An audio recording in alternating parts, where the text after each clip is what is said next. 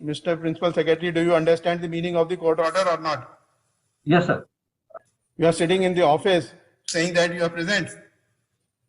Who had given you liberty to sit in your office and then say that you are present in the court?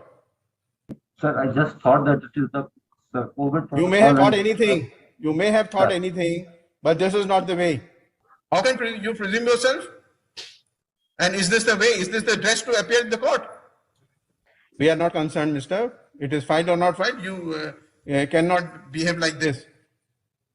नमस्कार दोस्तों, PW ज्ञान कोश पर एक बार फिर से आपका बहुत बहुत स्वागत है। दोस्तों, ऐसी क्लिप आप कब देखते हैं? जब एक आईएएस ऑफिसर को कोई लताड़ लगा रहा है। बहुत रेयर होता है, बट एक तरफ हम जब देखते हैं कि हमारी ब्यूरोक्रेसी में लोबिंग चलती है, टॉप लेवल पे अगर स्टेट ब्यूरोक्रेसी की बात करें तो चीफ सेक्रेटरी जैसे लोग जब बैठते हैं तो यूं माना जाता है कि वाकई में इन लोगों को भी कोई क्या कंट्रोल कर पाएगा या कर सकता होगा। बट इसी चीज का एक आप कह सकते हो कि मैनिफेस्टेशन आपको इस क्लिप में देखने को मिला। सो द पॉइंट इज कि क्यों इस तरीके के मैकेनिज्म को डेवलप करने की हमें जरूरत पड़ी हमारे देश में, जहां पर आईएएस को यूं मानो कि भगवान के बराबर माना जाता है, कि जैसे कि एक राजा है जो जनता से टैक्स भी लेता है और देश पे रूल भी करता है। तो ऐसे में कोई यूं कहता है कि भाई सारा जो एक कहता ना कि ये पूरा सिस्टम है, ये एक ही थाली का चट्टा बट्टा है, क्योंकि ये एलिगेशन लगते रहते हैं कि एक तरफ ब्यूरोक्रेट्स अगर बहुत बुरे तरीके से करप्ट है तो वहीं पर जुडिशरी भी उनको प्रोटेक्ट करने में लगी रहती है। बट वहीं पर यह भी एक विश्वास है कि न्यायपालिका, जुडिशरी जितनी ज्यादा पावरफुल हो उतना ही एक डेमोक्रेटिक सिस्टम के लिए अच्छा होता है, बशर्ते कि डेमोक्रेसी को मेंटेन करने के लिए आपके यहां पर अनबायस्ड जुडिशरी हो। जो एक इंदिरा गांधी के जमाने पे कमिटेड जुडिशरी का जो कॉन्सेप्ट आया था, वो कहीं ना कहीं एक डेमोक्रेटिक सिस्टम के लिए बहुत खतरनाक साबित हो जाता है। बट द पॉइंट इज कि ऐसा सिस्टम रन होता है तो कैसे होता है वो मैं आपको डिटेल में बताऊंगा। बट आगे हम पहुंचे उससे पहले मैं बता दूं, पीडब्ल्यू ऑनलाइन की तरफ से यूपीएससी फाउंडेशन कोर्सेज रन कराए जा रहे हैं, जहां पर 2026 के जो एस्पिरेंट्स हैं वो संकल्प ज्वाइन कर सकते हैं इंग्लिश और हिंदी वाले, टाइटन ज्वाइन कर सकते हैं इंग्लिश वाले,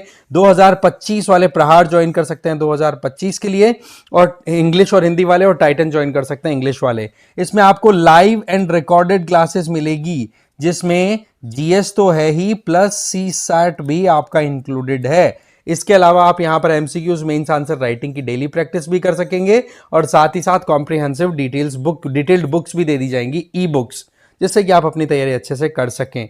तो मामला कुछ ऐसा है कि कहां पर हमें देखने को मिलता है कि एक ब्यूरोक्रेट जो कि पूरे देश को रन कराने में अपना रोल प्ले करते हैं, जब उनसे गड़बड़ी होती है तो कहां पर वो नतमस्तक होते हैं, तो वो है जज।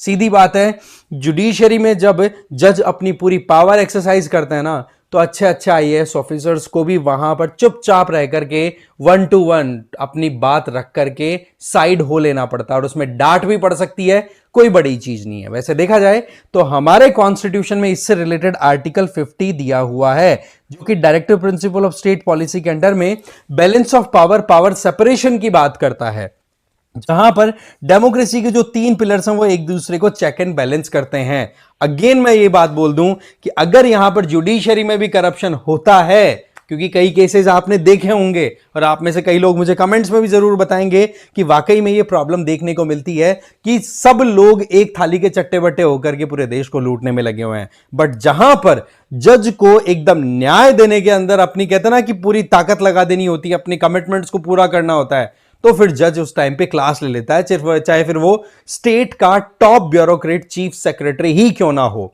आपको ध्यान होना चाहिए कि जब कोई इंडिविजुअल सुप्रीम कोर्ट का जज बन जाता है तो वहां पर तो प्राइम मिनिस्टर को भी पेशी पर जाना पड़ सकता है, कोई बड़ी चीज नहीं है।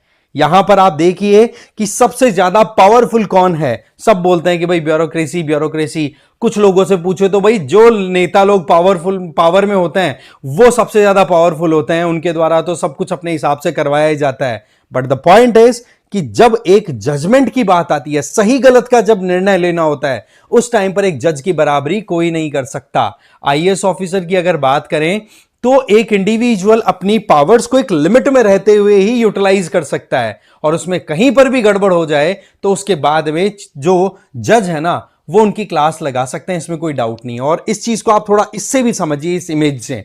इस इमेज में आपको दिखाई पड़ रहा है कि एक तरफ तो जो कैबिनेट लेवल के जो मिनिस्टर्स हैं वो बैठे हैं और वहां पर चीफ जस्टिस ऑफ इंडिया बैठे हैं। क्या यहां पर कोई आईएएस ऑफिसर आपको देखने को मिल सकता है? आप बोलेंगे कि सर पीछे वाली लाइन में तो जरूर मिल जाएंगे, बट बराबर में बैठ सकते हैं क्या भाई? जब प्राइम मिनिस्टर हो, ठीक है, प्राइम मिनिस्टर हो, कैबिनेट के मिनिस्टर्स हो, 26 जनवरी की जब पूरा प्रॉपर स्पीच होता है प्रेसिडेंट साहब की तरफ से, उस टाइम पर बराबरी में चीफ जस्टिस ऑफ इंडिया के तौर पे इंडिविजुअल जो बैठते हैं वहां पर कोई नहीं बैठ सकता। तो आपको यह समझना होगा कि जब ब्यूरोक्रेसी की कंट्रोल की बात आए तो वहां पर सीधा एप्लीकेबल होती है हमारी जुडिशरी, और जुडिशरी के सामने कोई भी ज्यादा ऊंची आवाज में बात नहीं कर सकता। उनको फिर वहां पर पूछा जाता है, वो जवाब देना पड़ेगा। जैसा कि मैंने क्लिप में दिखाया कि चीफ सेक्रेटरी को वहां पर कोर्ट में पहुंचना था, बट वो अपने ऑफिस से ही लाइव कॉन्फ्रेंस जाकर के बातचीत कर रहे हैं। तो बोला कि ये लिबर्टी आपको किसने दी?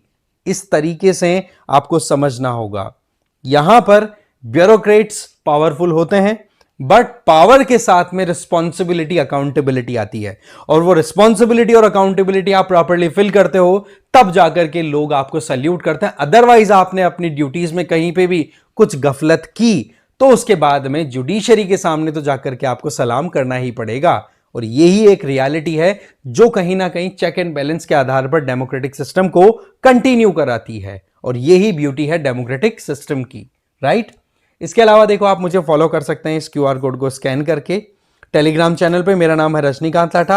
आपका क्या मानना है इस पर्टिकुलर मुद्दे पर? कमेंट करके आप जरूर बताएं, ठीक है? Thank you very much for watching this video.